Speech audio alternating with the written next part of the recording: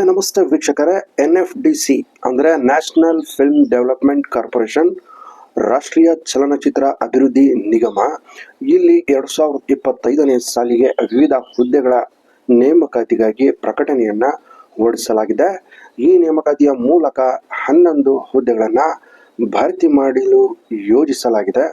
ಅರ್ಹತೆ ಹೊಂದಿರುವ ಅಭ್ಯರ್ಥಿಗಳು ಏಪ್ರಿಲ್ 10ರ ಒಳಗಾಗಿ ಅರ್ಜಿಯನ್ನು ಇಲ್ಲಿ ಸಲ್ಲಿಸಬೇಕಾಗ್ತದೆ. ಈ ಹುದ್ದೆಗಳಿಗಾಗಿ ಆಫ್ಲೈನ್ ಅಥವಾ ಸಮರ್ಥ ಪೋರ್ಟಲ್ ಮೂಲಕ ಅರ್ಜಿಯನ್ನು ಸಲ್ಲಿಸಬಹುದಾಗಿದೆ. ಸೊ ಇಲ್ಲಿ ಯಾವೆಲ್ಲ ಹುದ್ದೆಗಳು ಲಭ್ಯವಿದೆ ಮತ್ತು ವಯೋಮಿತಿ ಏನು, ಇದರೆಲ್ಲರ ಬಗೆಗಿನ ಹೆಚ್ಚಿನ ಮಾಹಿತಿಗಾಗಿ ದಯವಿಟ್ಟು ಈ ವಿಡಿಯೋವನ್ನು ಸಂಪೂರ್ಣವಾಗಿ ವೀಕ್ಷಿಸಿ.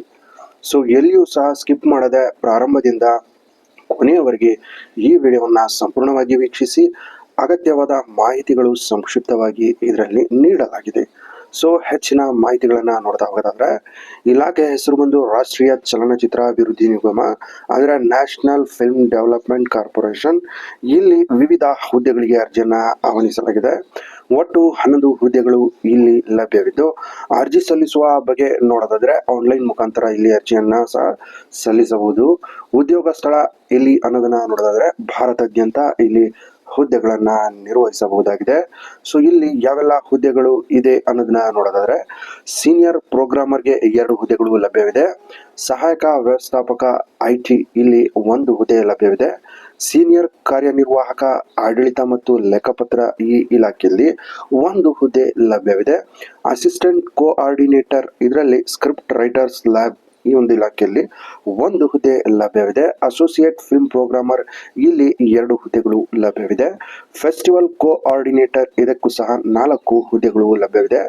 ಒಟ್ಟು ಹುದ್ದೆಗಳ ಸಂಖ್ಯೆ ನೋಡೋದಾದ್ರೆ 11 ಹುದ್ದೆಗಳು ಲಭ್ಯವಿದೆ. ಇಲ್ಲಿ ಯಾವೆಲ್ಲ ಹುದ್ದೆಗಳಿಗೆ ತಾವು ಅರ್ಜಿಯನ್ನು ಸಲ್ಲಿಸಬೇಕು, ಅದಕ್ಕೆ ಇಲ್ಲಿ ವಿದ್ಯಾರ್ಥಿಗಳನ್ನ ನೋಡೋದಾದ್ರೆ, ಸೀನಿಯರ್ ಪ್ರೋಗ್ರಾಮರ್ ಈ ಹುದ್ದೆಗೆ ಅಭ್ಯರ್ಥಿಯು ಮಾಸ್ ಕಮ್ಯುನಿಕೇಶನ್ ಅಥವಾ ಫಿಲ್ಮ್ ಸ್ಟಡೀಸ್ ನಲ್ಲಿ ಪದವಿ ಅಥವಾ ಸ್ನಾತಕೋತ್ತರ ಪದವಿಯನ್ನ ಹೊಂದಿರಬೇಕು.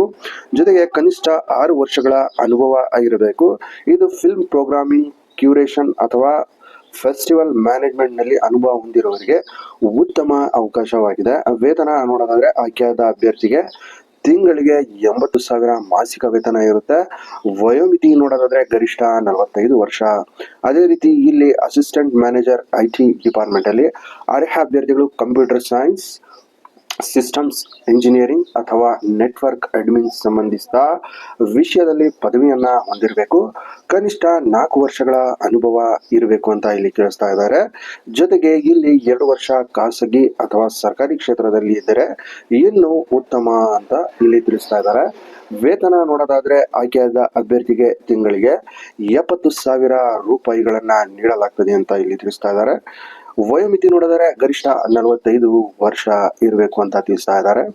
ಸೀನಿಯರ್ ಎಕ್ಸಿಕ್ಯೂಟಿವ್ ಆಡಳಿತ ಮತ್ತು ಖಾತೆಗಳು ಈ ಇಲಾಖೆಯಲ್ಲಿ ಈ ಹುದ್ದೆಗೆ ವಿದ್ಯಾರ್ಹತೆ ನೋಡೋದಾದ್ರೆ ಈ ಯಾವುದೇ ವಿಷಯದಲ್ಲಿ ಪದವಿ ಹೊಂದಿರಬೇಕು. ಸ್ನಾತಕೋತ್ತರ ಪದವಿ ಇದ್ದರೆ ಹೆಚ್ಚುವರಿ ಲಾಭ ಅಂತ ತಿಳಿಸ್ತಾ ಇದ್ದಾರೆ. ಕನಿಷ್ಠ 5 ವರ್ಷಗಳ ಅನುಭವ ಅತ್ಯಗತ್ಯ ಅಂತ ಇಲ್ಲಿ ತಿಳಿಸ್ತಾ ಇದ್ದಾರೆ. ವೇತನ ಶ್ರೇಣಿ ನೋಡೋದಾದ್ರೆ 65,000 ಮಾಸಿಕ ವೇತನವನ್ನ ಇಲ್ಲಿ ನೀಡಲಾಗುವುದು ಅಂತ ತಿಳಿಸ್ತಾ ಇದ್ದಾರೆ. ವಯೋಮಿತಿ ಇಲ್ಲಿಯೂ ಸಹ 45 ವರ್ಷಗಳು ಗರಿಷ್ಠ ಅಂತ ತಿಳಿಸ್ತಾ ಇದ್ದಾರೆ. Assistant coordinator screen writers lab ಈ ಒಂದು ಇಲಾಖೆಯಲ್ಲಿ ಅಭ್ಯರ್ಥಿಗೆ ಇಲ್ಲಿ ಮಾಸ್ ಕಮ್ಯುನಿಕೇಶನ್ ನಲ್ಲಿ ಪದವಿ ಹೊಂದಿರಬೇಕು. ಕನಿಷ್ಠ 3 ವರ್ಷಗಳ ಅನುಭವ ಅಗತ್ಯವಿದೆ ಅಂತ ತಿಳಿಸ್ತಾ ಇದ್ದಾರೆ. ಫಿಲ್ಮ್ ಪ್ರೊಡಕ್ಷನ್ ಹೌಸ್ ನಲ್ಲಿ ಕೆಲಸದ ಅನುಭವ ಇದ್ದರೆ ಹೆಚ್ಚಿನ ಅವಕಾಶ ಅಂತ ತಿಳಿಸ್ತಾ ಇದ್ದಾರೆ. ವೇತನ ನೋಡೋದಾದ್ರೆ ಆಯ್ಕೆಯಾದ ಅಭ್ಯರ್ಥಿಗೆ 55,000 ಪ್ರತಿ ತಿಂಗಳಿಗೆ ನೀಡಲಾಗುವುದು ಅಂತ ತಿಳಿಸ್ತಾ ಇದ್ದಾರೆ. ವಯೋಮಿತಿಯು ಸಹ ಇಲ್ಲಿ ಗರಿಷ್ಠ 45 ವರ್ಷಗಳು ಅಂತ ತಿಳಿಸ್ತಾ ಇದ್ದಾರೆ. ಇಲ್ಲಿ ಇನ್ನೊಂದು ಹುದ್ದೆಯಾದ ಅಸೋಸಿಯೇಟ್ ಫಿಲ್ಮ್ ಪ್ರೋಗ್ರಾಮರ್ ಈ ಹುದ್ದೆಗೆ ನೋಡೋದಾದ್ರೆ event management, cinema studies, film making ಅಥವಾ ಕಮ್ಯುನಿಕೇಶನ್ ನಲ್ಲಿ ಪದವಿ ಅತ್ಯಗತ್ಯ ಅಂತ ತಿಳಿಸ್ತಾ ಇದ್ದಾರೆ. ಈವೆಂಟ್ ಕೋಆರ್ಡಿನೇಷನ್ ಅಥವಾ ಆರ್ಟ್ಸ್ ಅಡ್ಮಿನಿಸ್ಟ್ರೇಷನ್ ನಲ್ಲೇ ಅನುಭವ ಇದ್ದರೆ ಆಯ್ಕೆಯಾಗಿ ಉತ್ತಮ ಅವಕಾಶ ಅಂತ ತಿಳಿಸ್ತಾ ಇದ್ದಾರೆ. ವೇತನ ಶ್ರೇಣಿ ಇಲ್ಲಿ 70,000 ಮಾಸಿಕ ವೇತನ ದೊರೆಯಲಿದೆ. ವಯೋಮಿತಿ ನೋಡೋದಾದ್ರೆ ಗರಿಷ್ಠ 45 ವರ್ಷಗಳು. ಅದೇ ರೀತಿ ಫೆಸ್ಟಿವಲ್ ಕೋಆರ್ಡಿನೇಟರ್ ಒಟ್ಟು 4 ಹುದ್ದೆಗಳು ಈ ವಿಭಾಗದಲ್ಲಿ ಲಭ್ಯವಿದ್ದು, ಇದರಲ್ಲಿ ಒಂದು ಹುದ್ದೆ ಮೇ 2025ರಿಂದ ಡಿಸೆಂಬರ್ 2025ರವರೆಗೆ ಮತ್ತು ಉಳಿದ 3 ಹುದ್ದೆಗಳು ಜೂನ್ 2025ರಿಂದ ಡಿಸೆಂಬರ್ 2025ರ ಅವಧಿಗೆ ಮಾತ್ರ ಅಂತ ತಿಳಿಸ್ತಾ ಇದ್ದಾರೆ. ಅರ್ಹತೆಗಾಗಿ ಇದೇ ಮೇಲ್ಕಂಡ ವಿಷಯಗಳಿಗೆ ಪದವಿಯನ್ನ ಏರಬೇಕು ಅಂತ ತಿಳಿಸ್ತಾ ಇದ್ದಾರೆ. ಕನಿಷ್ಠ 1ರಿಂದ 4 ವರ್ಷದ ಅನುಭವ ಬೇಕು ಅಂತ ತಿಳಿಸ್ತಾ ಇದ್ದಾರೆ. ಇದೇ ರೀತಿ ವೇತನ ಶ್ರೇಣಿ ನೋಡೋದಾದ್ರೆ ಆಯ್ಕೆಯಾದ ಅಭ್ಯರ್ಥಿಗೆ ತಿಂಗಳಿಗೆ 50,000, ವಯೋಮಿತಿ ನೋಡಿದರೆ ಗರಿಷ್ಠ 45 ವರ್ಷಗಳು ಅಂತ ತಿಳಿಸ್ತಾ ಇದ್ದಾರೆ. ಅರ್ಜಿ ಯಾವ ರೀತಿ ಸಲ್ಲಿಸಬೇಕು ಇದನ್ನ ನೋಡುವುದಕ್ಕಿಂತ ಮುಂಚೆ ಹೊಸದಾಗಿ ವೀಕ್ಷಿಸಿರುವ ವೀಕ್ಷಕರಿಗೆ ಹಾಗೂ ಸಬ್ಸ್ಕ್ರೈಬ್ ಮಾಡದೆ ವೀಕ್ಷಿಸಿರುವ ವೀಕ್ಷಕರಿಗೆ ಕಳಕಳಿಯ ವಿನಂತಿ, ದಯವಿಟ್ಟು ಕರ್ನಾಡು ವಂದನೆ ಯೂಟ್ಯೂಬ್ ಚಾನಲ್ನ ಸಬ್ಸ್ಕ್ರೈಬ್ ಮಾಡಿ ಹಾಗೂ ಪಕ್ಕದಲ್ಲಿರೋ ಬೆಲ್ ನೋಟಿಫಿಕೇಶನ್ ಸಹ ಆನ್ ಮಾಡಿ ಲೇಟೆಸ್ಟ್ ಅಪ್ಡೇಟ್ಸ್ಗಳು ಪಟ್ಟಂತ ತಾವು ಪಡೆಯಬಹುದಾಗಿದೆ. ಸೊ ನಿಮ್ಮ ಫ್ರೆಂಡ್ಸ್ ಅಂಡ್ ಫ್ಯಾಮಿಲಿಯಲ್ಲಿಯೂ ಸಹ ಈ ಒಂದು ಚಾನಲ್ ಅನ್ನ ದಯವಿಟ್ಟು ಶೇರ್ ಮಾಡಿ. ಇದರಿಂದ ಅವರಿಗೂ ಸಹ ಜಾಬ್ಸ್ಗೆ ಅಗತ್ಯವಿದ್ದರೆ ಅವರಿಗೂ ಸಹ ಹೆಲ್ಪ್ ಆಗುತ್ತೆ. ಜೊತೆಗೆ ನಮಗೂ ಸಹ ಹೆಚ್ಚಿನ ವಿಡಿಯೋಸ್ ಜಾಬ್ಸ್ ರಿಲೇಟೆಡ್ ಮಾಡಲು ಪ್ರೋತ್ಸಾಹ ದೊರೆಯುತ್ತದೆ. Thank you for watching.